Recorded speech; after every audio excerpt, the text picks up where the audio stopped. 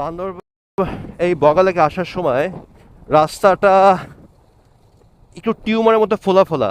এখানে আসলে বাইক নিয়ে নাম এবং ওঠার সময় এই টিউমারগুলি খুব একটা প্যারাদায়ক জিনিস হয়ে দাঁড়ায়। বিশেষ করে উঠার সময় ঝাঁকি লাগে একটা, ঝাঁকি লাগলে চাকাটা উঠে যায় এবং এটা একটা খুব বিরক্তর কারণ হয়ে দাঁড়ায়।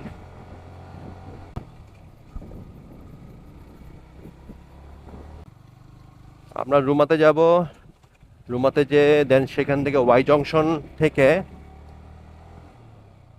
আমরা আলাদা হয়ে যাব। টিম তখন দুইটা হয়ে যাবে। একটা টিম